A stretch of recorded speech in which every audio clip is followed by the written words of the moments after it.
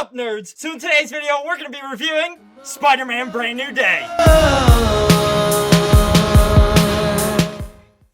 Gosh, definitely have to get that off. Oh my gosh. I'm so excited to review this movie. We're going to be talking about the positives, the negatives, the X-Men, the music, the visuals, the suit. Obviously, this is TASM 2, but might have to cop that Brand New Day suit because it's fire. Let's get straight into the video. If you do enjoy this video and you want to see reviews on a bunch of more Marvel stuff, my what to watch or what to nots, my Uncultured Chronicles, where we're going to be covering movies that you guys probably seen and I probably haven't, I'm going to be reviewing them. Make sure to hit the like button, subscribe, and I'm Spider-Man. Right into the notification bell. And without further ado, let's get straight into the video. So first off, this movie's absolutely incredible. I think I'm a little lower on it than most people, but I do really enjoy it. Let's go through all my positives. The movie looks beautiful. I think this and Fantastic Four are some of the best looking Marvel movies. I think it's not even close. These two are so further beyond everything else. I think Eternals is definitely up there. The skylines, everything just looks great, including that new suit. The swinging is also really good. It reminds me of TASM 2. The practical swinging looks incredible. John Watts said it couldn't be done. It kind of was impossible, but clearly wasn't. It looks great in this movie. And if we're talking about how this movie's shot, the slow-mo shots are incredible. The one with Scorpion where he's getting hit in the air, and then the moment where he kind of wraps around the tank, the tank goes through the wall, and then he wraps it around the tank, and then pushes all the people, all the guards of the DODC into the wall to make sure they don't get hit by the tank. That shot is incredible. And I think this movie has some of the highest highs in the MCU. This is the movie that Tom Holland feels the most like Spider-Man. I think the character was really good in the first three movies. Tom Holland's performance in No Way Home was probably the best Spider-Man performance. But in this movie, it just works. He's really good as Spider-Man. He's really good as Peter Parker. The Punisher felt like a cameo. He was going to show up, maybe give Peter some advice. But the fact that John Bernthal's Punisher is in this so much, Frank and his dynamic are it's perfect.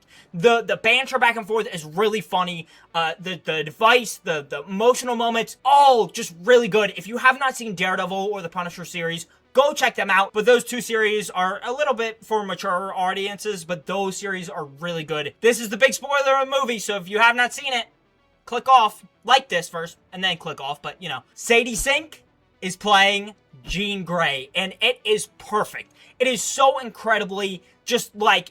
It just works. She's great in the role. She's great in the movie. And apparently Kit Connors is going to be playing Cyclops. I don't know if that's going to stick or not. Get it? Stick. Confirmed now, idiot. Anyways, going into this movie, I really didn't want MJ or Ned to be a big part of it. And they were. And you would think that would make me be lower in this movie. No, they do it really well. I wanted a movie in between No Way Home and Brand New Day. That 4-year period is pretty long, and seeing a movie with Tombstone, Scorpion, all those other villains, I think would have been interesting, and maybe at that point where he's at his lowest, he gets the Venom symbiote. I think that would have been interesting, but it's fine because the moments with MJ and Ned are just so fantastic. Peter going from the first three movies where he's kind of an immature child, like that's kind of what he is, but in the end, his morals rise above, and that's why he's so good in the first three movies. The way he carries himself through this movie, and as a mentor taking Aunt May's message into his heart, with great power comes great responsibility, and just his maturity as Peter Parker and as Spider-Man, he is a perfect mentor to Jean Grey. And their dynamic is really fun. We don't get to see a lot where they're not going against each other, so that's not great, but those moments where they are pretty friendly or working together, it's really fun. Let's go back to Tom Holland's performance as this character, because he is absolutely fantastic. And he was quippy before, but this movie, just like the quips are just so good. The quip where he says, let's end this fight on a high note, and he whips the piano into Scorpion, fantastic. But also, he just does it a lot throughout the whole movie. A TikTok I've been meaning to make, but I finally got this in the movie. I didn't have to actually make a TikTok about it. The reason why I love this movie so much is it shows that New York loves Spider-Man. In the first three, it just felt like New York was so disconnected. So the fact that throughout the whole movie, it shows how much everybody loves Spider-Man, just like they did in the first three Spider-Man movies with Tobey Maguire, and then they did in TASM 1 and TASM 2. That's great, because this character is so down in this movie, and showing how much he is loved by New York is amazing. Other than the last scene in the movie, one of the best scenes and examples of this is he whips and he's swinging through New York, and then this car or tank or whatever is gonna fly into this kid. He saves the kid, and the kid's looking like, And Peter asks, are you okay? And he goes, oh, you're all right. You're good. And it's just so funny. And it just is like, that's Spider-Man.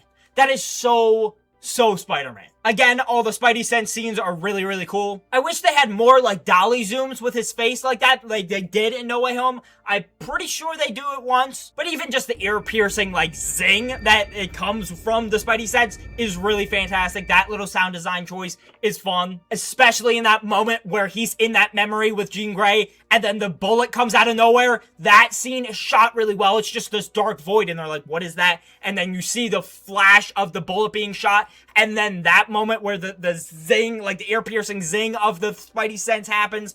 All of that together is so fun, and it's just shot so well. I also like the organic webs. I liked it as a plot device. I didn't want them to focus too much on it. Like, I didn't want them to get into, like, Man Spider. I think that would have been a little bit too much. I wouldn't have loved that. I love the way they do it in this movie. Peter Parker being the one who creates the X-Men inhibitor ship is an insane plot detail. Like, he literally just wants to make himself feel better. Like, he's going through something, so he wants to fix it. That's what he does. He's smart, so he fixes things. He wanted to fix himself, but all he needed was love and support. But instead, he's gonna get a lot of mutants pissed off at him. Most definitely Magneto. We definitely get some possible cameos in this movie. Bruce talks to a student named Cindy, could be Cindy Moon, Silk, and then any one of the kids you can be like, oh, that was Miles. You don't have to cast the same actor, obviously, but maybe the kid he saves, maybe the kid at the end, one of them might be Miles Morales. Or maybe not. I just like that kind of thing where they had the kid with the Iron Man mask in Iron Man 2 or Iron Man 3. I think it's Iron Man 2. Tony Stark saves him and they're like, oh, that's Peter Parker. Obviously, the kid wasn't Tom Holland, but it just is a fun callback detail. Zendaya and Tom Holland put on an insane performance, and their dynamic is one of my favorite dynamics in all of the MCU. Pretty much ever. They are so good, and their chemistry is insane, probably because, you know, they're married now, but it was so fun to see that dynamic happen, and the fact that she doesn't remember him, and they still have that fun dynamic, I think that was such a fun detail to show that, like, even though she does not have any memories with him, just their chemistry is so strong that it doesn't matter. They still have that dynamic. Obviously, Peter loves her in Far From Home, and he loves her in No Way Home, but the chemistry and the dynamic is so much more fun in this movie. Like, you see a lot more emotional moments in No Way Home, but their chemistry back and forth, just seeing them, like, flirting with each other is really fun because they're not awkward teenagers anymore. MJ kissing Peter, that moment didn't trick me at all because a magical kiss breaking the spell to me was stupid. So when I was watching it, I'm like, okay, this is fake. This is too good to be true. Whatever. And it would be kind of messed up for a character so smart and so entwined with Peter Parker, with Spider-Man, with that character, with how smart she is, that she figures it out in Far From Home that he's Spider-Man. Giving a moment where she just kisses him and all her memories are back, to me, it would be dumb. So the fact that they said, nah, we're gonna make this whole twist with Jean Grey taking her over, really messed up, by the way, probably the most messed up thing she does in the whole movie. But that moment was so perfectly planned out. That twist is incredible. And it really got me. One of my favorite things in this whole movie is whenever Jean Grey is mind controlling somebody, they play it exactly like how they played Mystique in the 2000s X-Men movie, where the actor would have to be Mystique, but they're not Mystique, they're the different actor. So they have to pretend they're like this feminine, like character, like this is Mystique, so they're like agile and they have to play it a certain way. And the fact that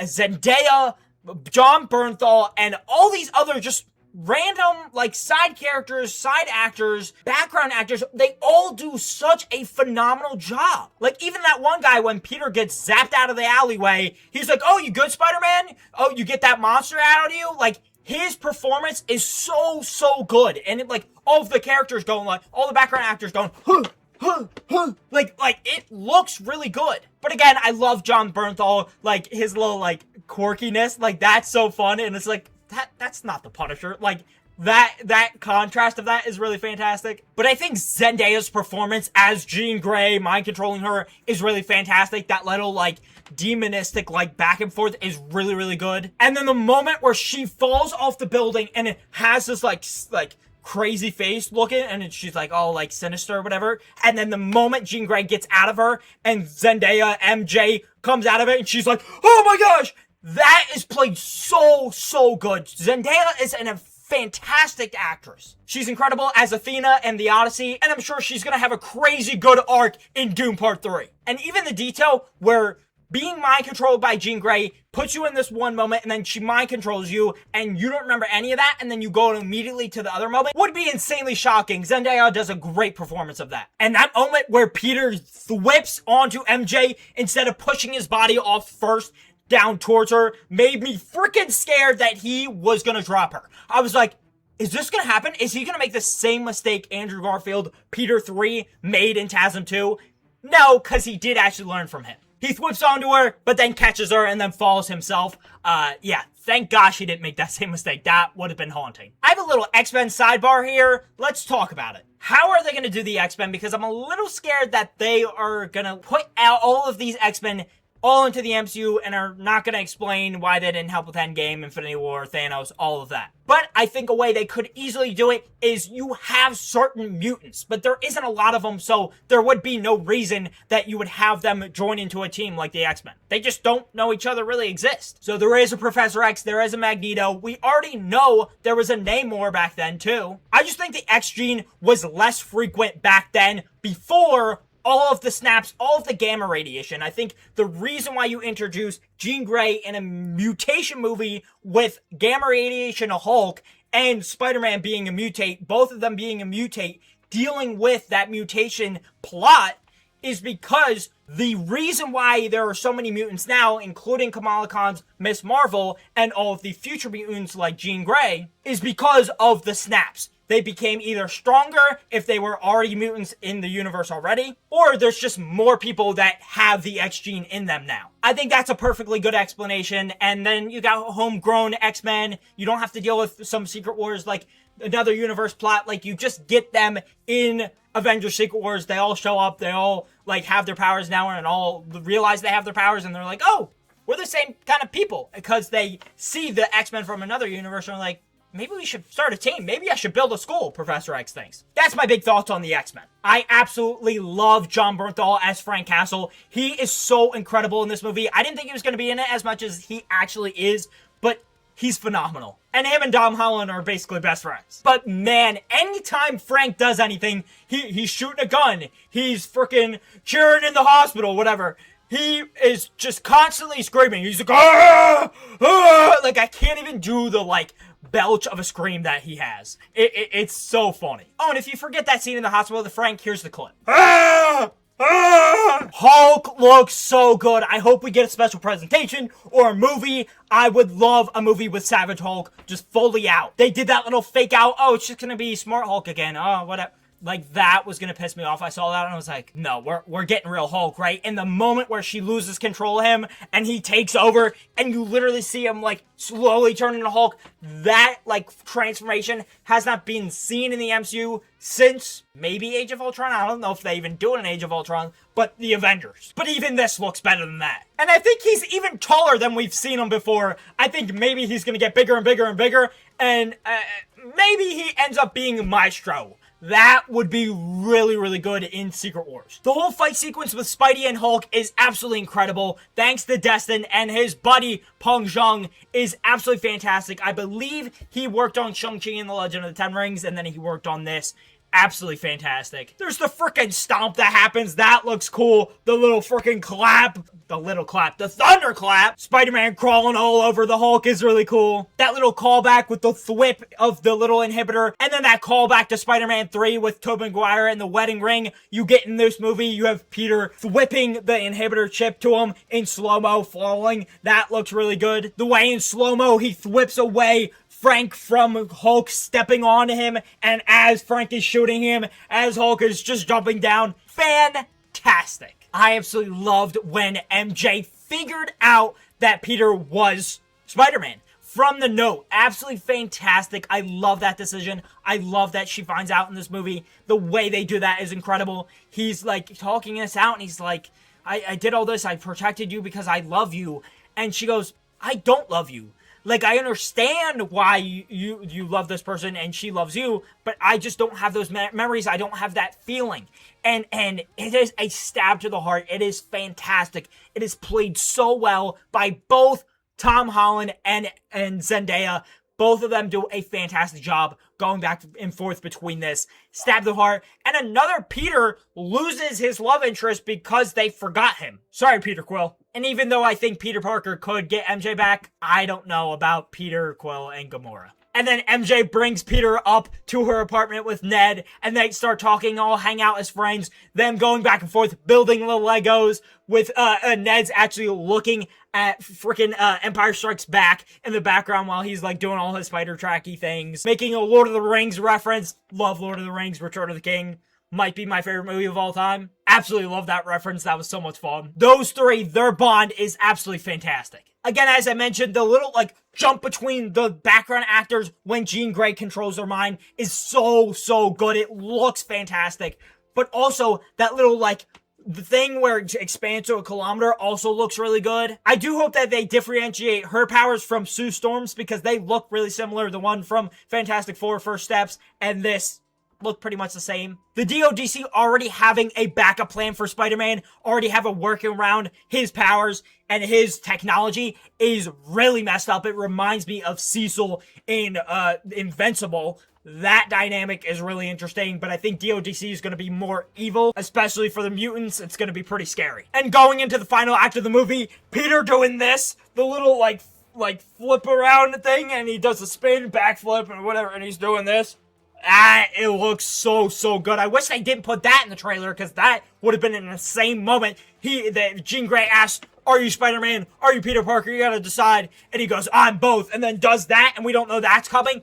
That would have been great. I'm glad I avoided some of the trailers, because I got to see a lot of the Hulk fight for the first time, and they put too much of that in the trailers. Come on, guys. The echo of Aunt May's memory in this movie is so good. Marissa Tomei is so incredible, so amazing in this freaking movie. In this movie, that performance is phenomenal. As soon as we see Jean Grey try to go into Peter's mind, that happening, and I was like, that moment's gonna come back. And it was so strong. And I've heard some complaints that this is a little bit too similar to with great power comes great responsibility. But I feel like when you live by something, you try to bring it up as much as you can. So this being pretty much with great power comes great responsibility, but twisted, works for me. The moment where Peter gets switched out with Jean Grey and it shows that like Aunt May is talking to her is so beautiful. And I think it's one of the highest highs of this movie and one of the highest highs of any Marvel movie ever. It is really good. Peter jumping in front of this bullet for Jean Grey is so good. It is so Spider-Man. This moment is perfect because it actually got me scared that, hey, maybe he might die. Maybe not for long. Maybe they would have resurrected him in Secret Wars with the symbiote or something like that. I wouldn't have minded, but I actually got scared that he was going to die for a second, and it really worried me. But even though I know he was going to come back, it was still insanely powerful that he even did that. And Frank carrying him back to the hospital, that guilt that he sits with, that oh my gosh, it's so good. And that shot of him holding him looks really great. But honestly, for Frank Castle, this moment, realizing that he has a true friend in Peter Parker and Spider-Man, and him almost crying is so good. I think after the Punisher special presentation, he's starting to actually push his abilities onto other people, and he's allowing himself to find that connection again, which he didn't allow himself in the past. Obviously, he's still doing it in this movie. He can't really get away from that fully. He lives in, like, this junkyard with this boat and whatever. Like, that's his home. Like, it's a little messed up, but, like, him finding that again is really great. That moment that they play where, like, the city is quiet and we're all wondering if Spider-Man's gonna be okay, and the Empire State Building lights up red and blue, and, like, oh my gosh, that moment is so good. Again, at that point, I was like, maybe he doesn't make it. I think he's gonna make it, but like still, it's fantastic. Peter Parker and DeWolf's dynamic, that little like kind of mentor, kind of like motherly figure to him is so good in this movie. She like works with him, but still is like very caring about him because she's got 2 kids of her own. I'm a little scared of those 2 kids being put into danger in a future movie. I'm a little scared of that. But I hope this character comes back in the MCU because she is fantastic. I absolutely love Tremel Tillman in this role as Bill Metzger. I think he's going to be a driving force. I think in this movie, he plays it a lot more coy, but I think in the future, he's going to be a lot more like direct and blunt and straightforward to, I hate the mutants, we have to do something about them. I think this moment and this whatever, he's trying to play it coy, he's trying to play it like chill, like he's whatever, I'm friendly, I'm good. So it's not like the greatest performance of just that, but like the twist of him being bad is kind of obvious, but like I think in the future he's going to do a really good job working with Bolivar Trask to take down the mutants, to dampen their powers, and he might even work with Henry Gyrick or William Stryker. And the biggest positive of this whole movie, we got Jon Bernthal napping! Obviously not the biggest positives, but it was pretty funny to see Jon Bernthal, somebody who is very anti-nap. He tried to play it off. I didn't mean to judge you. You did. You did mean to judge people. That's really funny. I love that. Stick to who you are, man. Stick to it. If you hate people who nap, just go with it. But we caught you napping in this movie. And crying. Come on. How about that? Now let's move on to the negatives. There are a few pacing issues. I don't love certain aspects of the movie. In the beginning, especially, I felt like we kept like waiting for like the mutation to happen. Like I was like, okay, we gotta get to the mutation. It doesn't happen like till 20 minutes into the movie. I'm like, I don't know how I feel about that, but it was a little bit better on the second watch. Jean Grey's storyline didn't coordinate with the film as much as I would have liked it to. Again, I think Sadie Sink is gonna be fantastic in this role and fantastic in the future X-Men movies, but just in this movie, I don't love that she's the main villain. I wish she was framed or something because she's also really evil, a little bit too much for my liking. Obviously, somebody who was abandoned by their parents, and her mom gave her up, her sister got kidnapped and was killed by the DODC. I understand being aggressive towards that, but she kind of goes out of her way to deal with Peter, like kind of messing with him and whatever, and like trying to disregard him.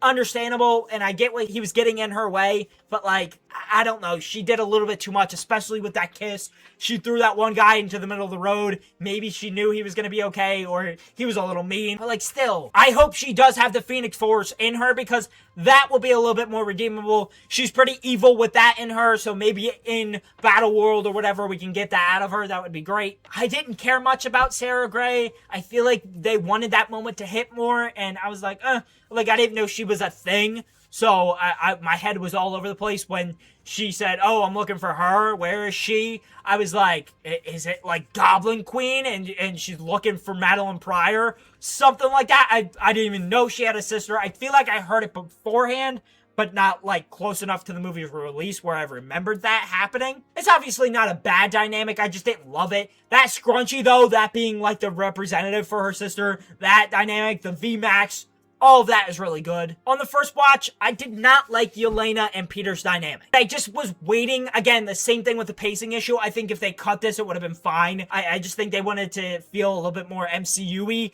connected universe. I love that aspect of it, but like the actual scene of it, I wish that we just got into the more mutation plot, Jean Grey plot a little bit faster, and it just felt kind of side plotty. Or as Yelena would say, small potato thing. And this is nitpicky, but Jean Grey's name reveal would have been so much more strong, and I didn't realize how close these moments were together, but if you just cut out Peter figuring out this is Jean, and her saying her name over the intercom and him hearing that or something, and he starts calling her Jean, that would have been fine, but like, him figuring out by like looking it up, him seeing her face makes total sense, like, or him tracking her that way, but like him going over there and Jean's reveal being by her, kind of like Princess Bride Inigo Montoya kind of thing. She just goes, I'm Jean Grey.